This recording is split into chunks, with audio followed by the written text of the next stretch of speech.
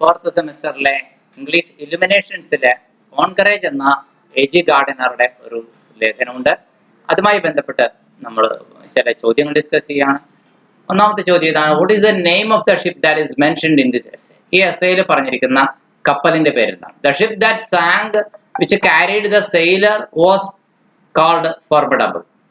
ആ കപ്പലിന്റെ പേര് ഫോർമിഡബിൾ ആയിരുന്നു. ഒരു നാവികൻ തന്റെ സുഹൃത്തിന് വേണ്ടി തന്റെ സീറ്റ് ഒഴിഞ്ഞു കൊടുത്ത ആ ധീരനായ സോൾജിയർ, അദ്ദേഹത്തിന്റെ കഥ പറയുന്ന ആ കപ്പലപകടം ഫോർമിഡബിൾ എന്ന ഷിപ്പ് 1915 ജനുവരി 1 വേൾഡ് വാർ 1 നടക്കുന്ന സമയത്ത് HMS ഫോർമിഡബിളിന്റെ ആ മുങ്ങിപ്പോകലും അതിനെ തുടർന്നുള്ള ആളുകളുടെ രക്ഷപ്പെടാനുള്ള തത്രപ്പാടിനിടയിലുള്ള കഥയാണ്. രണ്ടാമത്തെ ചോദ്യം: which famous author narrated the incident of an author who snatched away the life boat of A woman? മറ്റൊരു കഥ പറയുന്നു എ.ജി. ഗാർഡിനർ തന്റെ ലേഖനത്തിൽ. അതിൽ പറയുന്നു, ഒരു എഴുത്തുകാരൻ പറയുന്ന ഒരു ഇൻസിഡന്റ് ആണ് അത്. ഒരു സ്ത്രീയുടെ ലൈഫ് ബോട്ട് തട്ടിയെടുത്തുകൊണ്ട് പോകുന്ന അമേരിക്കൻ എഴുത്തുകാരനായിട്ടുള്ള മാർക്ക് ട്വെയിന്റെ സുഹൃത്താണ് ഇങ്ങനെ ഒരു പ്രവൃത്തി ചെയ്തതായിട്ട് പറയുന്നത്. തന്റെ ജീവൻ രക്ഷിക്കാനുള്ള തത്രപ്പാടിൽ മറ്റൊരാൾക്ക് കിട്ടിയ അവസരത്തെ തട്ടിയെടുത്തുകൊണ്ട് എങ്ങനെയും ജീവൻ നിലനിർത്താനുള്ള പരിശ്രമം ചെയ്ത ആ മനുഷ്യന്റെ കഥ. The story of the life boat was narrated by the ഈ ലൈഫ് ബോട്ട് അല്ല, ലൈഫ് ബെൽറ്റ് ആണ്. Life belt was narrated by the famous American author Mark Twain. പ്രശസ്ത അമേരിക്കൻ എഴുത്തുകാരൻ മാർക്ക് ട്വെയിന്റെ ഫ്രണ്ടിന്റെ കഥ അദ്ദേഹം നരേറ്റ് ചെയ്തിരിക്കുകയാണ്. ഇനി മറ്റൊന്ന്: a man may have a deal of valour in him. ഒരു മനുഷ്യന്റെ ഉള്ളില് ധീരോചിതമായ പ്രവൃത്തി ചെയ്യാനുള്ള ഒരു കരുത്തുണ്ടായിരിക്കാം, വിത്തൗട്ട് ഹിം നോയിങ് ഇറ്റ്. അയാൾ പോലും അതറിയാതിരിക്കുന്നുണ്ടാവാം. Who made this statement? ആരാണ് ഇങ്ങനെ ഒരു പ്രസ്താവന നടത്തിയത്? റിച്ചാർഡ് ഷെരിഡൻ എന്ന് പറഞ്ഞ പ്രശസ്ത നാടകകൃത്ത്. അദ്ദേഹത്തിന്റെ പ്രശസ്തമായ മറ്റൊരു നാടകത്തിന്റെ പേരാണ് ദ റൈവൽസ് എന്ന്. ആ റൈവൽസ് എന്ന നാടകത്തിലെ ഒരു കഥാപാത്രമാണ് ബോബ് ആക്രസ്. ഈ ബോബ് ആക്രസിന്റെ സ്റ്റേറ്റ്മെന്റ് ആണിത്. Bob Acres, a character in Richard Sheridan's play the Rivals, made this thought provoking statement. ഇത് ഒരു ചിന്തോദ്ദീപകമായ ഒരു പ്രസ്താവനയാണ്. അത് ആ കഥാപാത്രത്തെ കൊണ്ട് റിച്ചാർഡ് ഷെരിഡൻ പറയിപ്പിച്ചതാണെന്ന് പറഞ്ഞാലും തെറ്റില്ല. നാലാമത്തെ ചോദ്യം: വാട്ട് കൈൻഡ് ഓഫ് കറേജ്, ഏതുതരം ധൈര്യമാണ് did Napoleon recommend? Napoleon recommend ചെയ്യുന്ന ധൈര്യം ഏതുതരം ധൈര്യമാണ് എന്ന്. 2 o'clock in the morning courage was recommended by Napoleon as the real courage. അതായത് വെളുപ്പിന് 2 മണിക്ക് തോന്നുന്ന ധൈര്യം, അതാണ് നെപ്പോളിയൻ റെക്കമെൻഡ് ചെയ്യുന്ന ധൈര്യം. എന്താണ് വെളുപ്പിന് 2 മണിക്ക് തോന്നുന്ന ധൈര്യം? അതായത് പെട്ടെന്ന് 2 മണിക്ക് ആരെങ്കിലും നമ്മളെ വിളിച്ചുണർത്തിയാൽ, പ്രത്യേകിച്ച് പെട്ടെന്ന് ബുദ്ധി ഉണർന്നു വരുന്നേ ഉണ്ടാവുള്ളൂ. കൂടുതൽ വിപുലമായ ഗാഢമായ ചിന്തകൾക്കുള്ള സമയം കിട്ടില്ല. ആ സമയത്ത് നമ്മൾ എന്ത് പ്രവൃത്തി ചെയ്യുന്നു എന്നുള്ളത്, അതായത് ഒരുപാടൊന്നും ആലോചിക്കാതെ ചെയ്യുന്ന ധൈര്യം എന്ന ഒരു കാര്യം, അങ്ങനത്തെ ധൈര്യവും ഉണ്ട്. ധൈര്യം പലതരത്തിലുണ്ട് എന്ന് പറയുന്നിടത്താണ് 2 o'clock in the morning courage. അതാണ് നെപ്പോളിയൻ റെക്കമെൻഡ് ചെയ്യുന്ന ധൈര്യം. By this statement he meant unprepared courage. ഒരുപാട് തയ്യാറെടുപ്പൊന്നും ഇല്ലാതെ നമ്മൾ ചെയ്യുന്ന ധൈര്യം.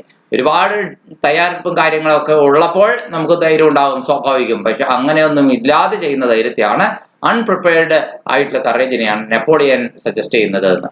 ഇനി what name is used in this essay to refer Benjamin Disraeli? Benjamin Disraeli മുൻ അമേരിക്കൻ പ്രസിഡന്റ് ആണ്. അദ്ദേഹത്തിന്റെ ഭാര്യ അദ്ദേഹത്തെ കുറിച്ച് ഒരു സ്റ്റേറ്റ്മെന്റ് പറഞ്ഞിട്ടുണ്ട്. ഡിസ്രേലിനെ ഡിസി എന്നാണ് അവര് വിളിക്കുന്നത്. അദ്ദേഹത്തിന് ഫിസിക്കൽ കറേജ് വളരെ കുറവായിരുന്നു, പക്ഷെ മോറൽ കറേജ് വളരെ കൂടുതലുണ്ടായിരുന്നു എന്നാണ് ഭാര്യ അഭിപ്രായപ്പെട്ടിരിക്കുന്നത്. അതുകൊണ്ട് ബാത്റൂമിലെ ഷവറിന്റെ കോൾഡ് ഷോക്ക് അദ്ദേഹത്തിന് ഏൽക്കാൻ ഇഷ്ടമല്ലായിരുന്നു. അതുകൊണ്ട് അദ്ദേഹത്തിന് ആദ്യത്തെ കുടി തുടങ്ങാനുള്ള ആദ്യത്തെ വോട്ടർ അദ്ദേഹത്തെ വീഴാൻ ഒത്തിരി പേടിയായിരുന്നു എന്ന് അവരൊരു സ്റ്റേറ്റ്മെന്റ് പറഞ്ഞിട്ടുണ്ട്. Benjamin Disraeli was called Dizzy by his wife and his name is used in the essay to refer to him. അദ്ദേഹത്തെ പരാമർശിക്കാൻ ആ പേര് തന്നെയാണ് ഇവിടെ ഡിസി എന്ന് തന്നെയാണ് ഈ എസ്സേയിൽ ഉപയോഗിച്ചിരിക്കുന്നത്. AG. Gardiner. Answer the following questions in 100 words. 100 വാക്കിൽ ഉത്തരം എഴുതുക എന്നുള്ള വലിയ പാരഗ്രാഫ് ആൻസർ ആണ്. What did the sailor do when he got selected through the ballot? അതായത് നറുക്കെട്ട് തനിക്ക് രക്ഷപ്പെടാൻ അവസരം കിട്ടിയപ്പോൾ നാവികനായിട്ടുള്ള ആ സൈനികൻ എന്ത് ചെയ്തു? The sailor aboard the sinking ship the Formidable had won a place by ballot in one of the boats. ആ ബോട്ടുകളിൽ, രക്ഷാബോട്ടുകളിൽ ഒന്ന് രക്ഷപ്പെടാനായിട്ട് അയാൾക്കൊരു സ്ഥാനം കിട്ടി. So that he could get to safety. അയാൾക്ക് സുരക്ഷിതത്തിലേക്ക് പോകാമായിരുന്നു. പക്ഷേ but when the moment came, ആ സമയം വന്നപ്പോ, ഫോർ ഹിം, അയാൾക്ക് രക്ഷപ്പെടാനുള്ള സമയം വന്നപ്പോ, ടു ടേക്ക് ഹിസ് പ്ലേസ്, ഈ ബോട്ടിൽ കയറാനുള്ള സമയം he looked at one of his comrades, തന്റെ സഹപ്രവർത്തകരിൽ ഒരാളെ നോക്കി ആൻഡ് ടോൾഡ് ഹിം, എന്നിട്ട് പറഞ്ഞു, യു ഹാവ് ഗോട്ട് പാരന്റ്സ്, സുഹൃത്തെ നിങ്ങൾക്ക് മാതാപിതാക്കളുണ്ട് നോക്കാനായിട്ട്, സംരക്ഷിക്കാനായിട്ട്, അതുകൊണ്ട് നിങ്ങൾ രക്ഷപ്പെട്ടുള്ളൂ എന്ന് പറഞ്ഞ് തന്റെ ആ അവസരം അദ്ദേഹത്തിന് കൊടുക്കുകയാണ്. And then said the decisive words, അപ്പോഴാണ് ഈ നിർണായകമായ ഈ വാക്കുകൾ അദ്ദേഹം പറഞ്ഞത്. ഐ ഹാവ് ഇറ്റ്, എനിക്കില്ല, എനിക്ക് മാതാപിതാക്കളൊന്നുമില്ല.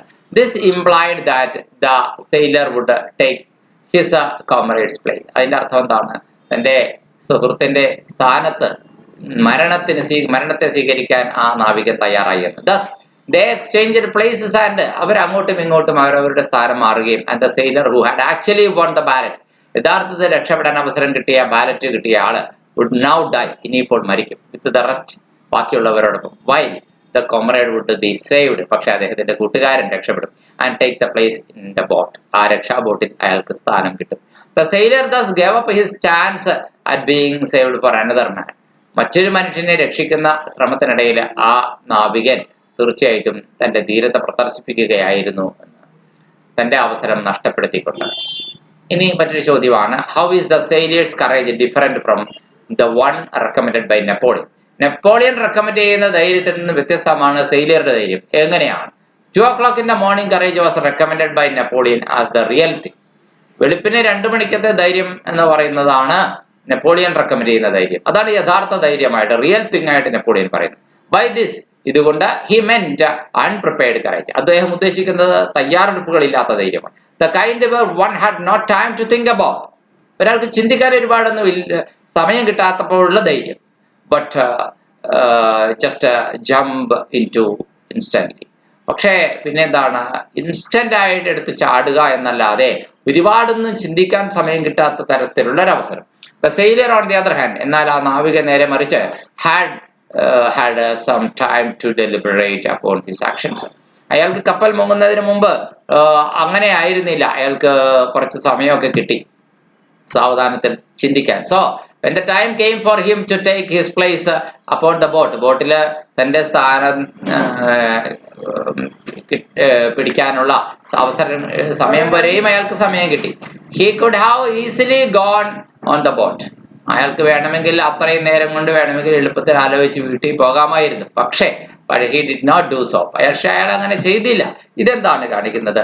this shows his true courage as his heroism was one which involved calculation. അയാളുടെ ഹീറോയിസം ഒരു കാൽക്കുലേഷനിലും അതിൽ ഇൻവോൾവ് ചെയ്തിരുന്നില്ല. അണ്ടർ നോർമൽ സർക്കംസ്റ്റൻസസ്, സാധാരണ സാഹചര്യങ്ങളിൽ one would grow cold and selfish. അങ്ങനെയുള്ള സാഹചര്യങ്ങളിൽ ഏതൊരു മനുഷ്യൻ പെട്ടെന്ന് അങ്ങ് കോൾഡ് ആകും, പെട്ടെന്ന് എന്ത് ചെയ്യുന്നു, സർക്കംസ്റ്റൻസിന് അയാൾ സെൽഫിഷ് ആകും, സ്വന്തം ജീവൻ രക്ഷിക്കാൻ നോക്കും. അതാണ് സംഭവിക്കുക. But the sailor had proved his physical and moral courage by being, physical courage കാണിച്ചു, മോറൽ കറേജ് കാണിച്ചു, രണ്ടും തെളിയിച്ചു. By being willing to give up his own life in this manner, തന്റെ ഈ രീതിയിൽ തന്റെ ജീവൻ രക്ഷിക്കുന്നതില് ഉപേക്ഷിക്കുന്നതില് അയാൾ ഒരു കൃത്യമായ തീരുമാനമെടുത്തു. മറ്റൊരാളുടെ അപരന്റെ ജീവൻ രക്ഷിക്കാനാണെന്ന കൃത്യമായ ന്യായവും അയാൾക്ക് ഉണ്ടായിരുന്നു എന്നതാണ്. മറ്റൊരു ചോദ്യമാണ്, how did the sailor sign himself a death warrant? ആ നാവികൻ എങ്ങനെയാണ് തനിക്ക് തന്നെയുള്ള മരണ വാറണ്ടിൽ ഒപ്പുവെച്ചത് എന്ന ചോദ്യം. The sailor aboard the sinking ship, മുങ്ങുന്ന കപ്പലിന്റെ ബോർഡിൽ മുകൾ തട്ടിൽ നിൽക്കുന്ന നാവികൻ, ദ ഫെർമിഡബിൾ, ആ കപ്പലിന്റെ പേരാണ് Formidable, had won a place by ballot in one of the boats. ആ ബോട്ടുകളിൽ ഒന്നില് അയാൾക്ക് സ്ഥാനം കിട്ടി. So that he could get to safety, അയാൾക്ക് സുരക്ഷിതത്തിലേക്ക് പോകാനും കഴിയുമായിരുന്നു. But when the moment came for him to take his place, പക്ഷെ തന്റെ സ്ഥാനം പിടിക്കാനുള്ള അവസരം വന്നപ്പോൾ he looked at one of his comrades and told him, തന്റെ സഹപ്രവർത്തകരിൽ ഒരാളെ നോക്കി എന്നിട്ട് പറഞ്ഞു, യു ഹാവ് ഗോട്ട് പാരന്റ്സ്, സുഹൃത്തെ നിങ്ങൾക്ക് മാതാപിതാക്കളുണ്ട്. And then said the decisive words, I have it, എന്നിട്ട് ഈ നിർണായകമായ വാക്കുകൾ പറഞ്ഞു, എനിക്കില്ല. ദിസ് ഇംപ്ലൈഡ് ദാറ്റ്, ഇത് സൂചിപ്പിക്കുന്നതായത് the sailor would take his comrade's place, നാവികൻ തീർച്ചയായും തന്റെ സഹപ്രവർത്തകന്റെ സ്ഥാനം സ്വീകരിക്കുമെന്ന് തന്നെയാണ്. ദസ്, അങ്ങനെ they exchanged places and the sailor who had actually won the ballot would now die, അവരവരുടെ സ്ഥാനം അങ്ങോട്ടും ഇങ്ങോട്ടും മാറി. ഇനി ബാലറ്റ് കിട്ടിയ വ്യക്തി, സോ ആക്ച്വലി ബാലറ്റ് കിട്ടിയ വ്യക്തി ഇനി മരിക്കും വിത്ത് ദ റെസ്റ്റ്, ബാക്കിയുള്ള ആളുകളോടൊപ്പം. വൈൽ, അതേസമയം the comrade would be saved, തന്റെ സഹപ്രവർത്തകൻ രക്ഷപ്പെടും. and take the place in the boat, ബോട്ടിൽ അദ്ദേഹത്തിന്റെ സ്ഥാനം പിടിക്കും. The sailor had thus in effect signed his own death warrant. ഫലത്തിൽ എന്താണ് സംഭവിച്ചത്? ആ സെയിലിയർ തന്റെ തന്നെ മരണ വാറന്റിൽ ഒപ്പുവെക്കായിരുന്നു. when he uttered those words to his comrade, സുഹൃത്തെ, you have got parents, I haven't എന്ന വാക്കുകൾ പറയുന്നതിലൂടെ. ഇനി മറ്റൊരു ചോദ്യമാണ്, give a brief note on the sacrifice of the sailor. ആ നാവികന്റെ ത്യാഗം അല്ലെങ്കിൽ അർപ്പണം, അതിനെക്കുറിച്ച് ഒരു ബ്രീഫ് നോട്ട് നൽകാമോ എന്നാണ് നമ്മുടെ ചോദ്യം. നമുക്ക് എങ്ങനെ എഴുതാം? The sailor aboard the sinking ship. മുങ്ങുന്ന കപ്പലിന്റെ മുകളിലിരിക്കുന്ന നാവികൻ, ദ ഫർമിഡബിൾ, കപ്പലിന്റെ പേര് ദ ഫർമിഡബിൾ എന്നാണ്. Had vote place by ballot, ബാലറ്റിലൂടെ അയാൾക്ക് ഒരു സ്ഥാനം കിട്ടി in one of the boats, ബോട്ടുകളിൽ ഒന്നില്ല. So that he could get to safety, അയാൾക്ക് സുരക്ഷിതത്വത്തിലേക്ക് പോകുകയും ചെയ്യാമായിരുന്നു. പക്ഷേ when the moment came for him to take his place, അയാളുടെ സ്ഥാനം പിടിക്കാനുള്ള അവസരം വന്നപ്പോൾ he looked at the one of his comrades and told him, തന്റെ സുഹൃത്തുക്കളിൽ ഒരാളെ അയാൾ നോക്കി, എന്നിട്ട് പറഞ്ഞു, you have got parents, സുഹൃത്തെ, നിങ്ങൾക്ക് മാതാപിതാക്കളുണ്ട്. and then said the decisive words, എന്നിട്ട് നിർണായകമായ വാക്കുകൾ പറഞ്ഞു, I haven't, എനിക്കില്ല മാതാപിതാക്കൾ. this implied that the sailor would take his comrade's place. ഇത് സൂചിപ്പിക്കുന്നത് എന്താണ്?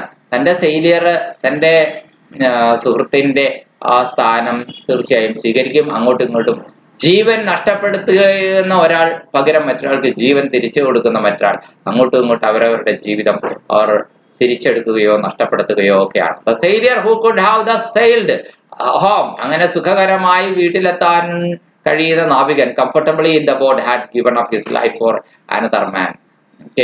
അയാൾക്ക് പോകാമായിരുന്ന, could have, അയാൾക്ക് ചെയ്യാമായിരുന്നു സുഖകരമായി, ഒരു കുഴപ്പമില്ലാതെ. എന്നാലും അയാൾ എന്ത് ചെയ്തു? had given up, അയാൾ ഉപേക്ഷിച്ചു his life, തന്റെ ജീവൻ, for another man, മറ്റൊരു മനുഷ്യനും.